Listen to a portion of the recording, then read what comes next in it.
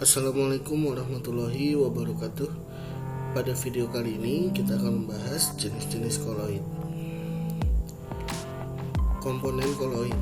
Koloid terbagi menjadi fase terdispersi dan fase pendispersi. Apabila dibandingkan dengan larutan, maka di dalam larutan biasanya ada zat terlarut dan pelarut. Maka dalam koloid fase terdispersi dapat dikatakan sebagai zat terlarut, sedangkan fase pendispersi dapat dikatakan sebagai pelarutnya. Fase pendispersi biasanya disebut juga sebagai medium pendispersi. Dilihat dari wujudnya, maka baik fase terdispersi dan fase pendispersi dapat berupa tiga wujud, yaitu padat, cair, dan gas. Itu biasanya kita akan menyebutkan fase terdispersi dalam fase pendispersi, contohnya padat dalam cair dan lain-lain.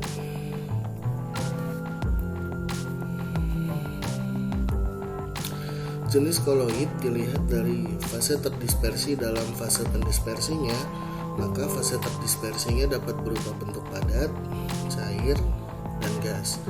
Kita mulai dari bentuk fase pendispersi padat. Apabila terdapat bentuk koloid padat dalam padat, maka jenis koloidnya adalah sol padat.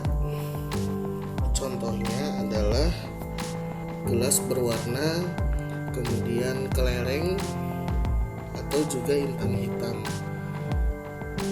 Karena contoh-contoh tersebut adalah benda-benda yang padat yang terdispersi juga dalam bentuk padat. Apabila kita bayangkan dalam kelereng biasanya ada bagian berwarna yang memang awalnya padat, kemudian didispersikan dalam bentuk padat kembali dalam bentuk kelereng. Apabila ada bentuk cair dalam padat, maka kita akan menyebutnya sebagai emulsi padat. Contohnya adalah gel dan mutiara. Gel atau agar-agar biasanya bentuk awalnya adalah cair, namun dia terkurung atau terdispersi dalam bentuk padat, sehingga kita menyebutnya sebagai emulsi padat. Kemudian apabila ada gas terdispersi dalam padat, gas dalam padat, maka kita sebut sebagai buih padat. Contohnya adalah karet busa, batu apung, dan styrofoam, di mana ketiga contoh tersebut memiliki gas yang terdispersi dalam bentuk padat.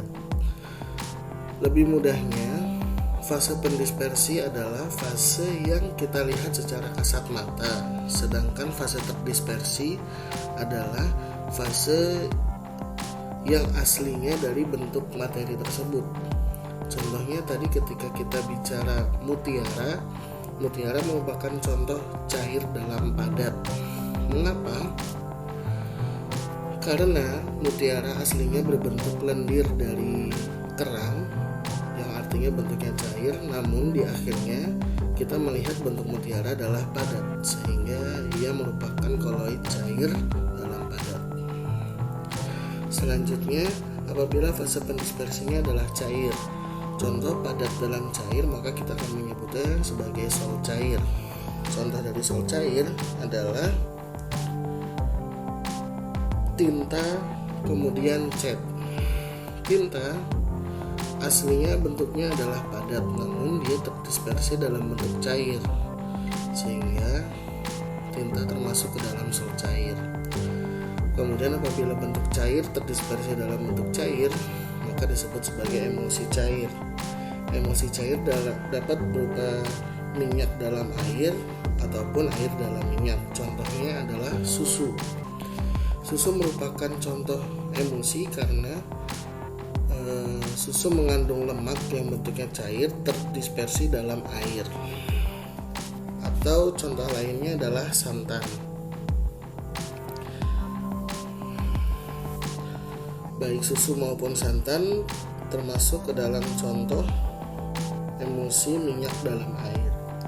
Sedangkan untuk contoh emulsi air dalam minyak Contohnya adalah mayones dan minyak ikan. Di mana dalam mayones dan minyak ikan terdapat kandungan air yang terdispersi dalam minyak, sehingga bentuknya adalah cair dalam cair atau emulsi cair. Apabila ada bentuk gas dalam cair, maka kita akan menyebutnya sebagai buih cair. Contoh dari buih cair adalah buih sabun atau krim kocok. Buih sabun yang bentuknya gas biasanya terdispersi dalam bentuk cair, sehingga kita menyebutnya sebagai buih cair. Yang selanjutnya apabila fase pendispersinya adalah gas. Apabila ada bentuk padat yang terdispersi dalam bentuk gas, maka kita akan menyebutnya sebagai aerosol padat. Contohnya adalah asap atau debu. Asap atau debu yang kita lihat seakan-akan bentuknya adalah gas, namun apabila kita coba tangkap bagian asap atau debu tersebut, maka kita akan mendapatkan partikel padat, sehingga debu atau asap termasuk dalam aerosol padat. Apabila ada bentuk cair dalam gas, bentuk cair yang terdispersi dalam bentuk gas, maka kita menyebutnya sebagai aerosol cair. Contohnya adalah kabut dan awan. Kabut atau awan yang kita lihat bentuknya seperti gas, namun apabila kita coba tangkap kabut tersebut, maka akan muncul embun-embun dalam telapak tangan kita, yang dimana embun tersebut merupakan bentuk cair, sehingga bentuk aslinya adalah cair namun terdispersi dalam bentuk gas. Oleh karena itu kabut atau awan termasuk ke dalam contoh aerosol cair. Sedangkan untuk gas dalam gas umumnya merupakan campuran yang homogen, sehingga tidak termasuk ke dalam jenis koloid.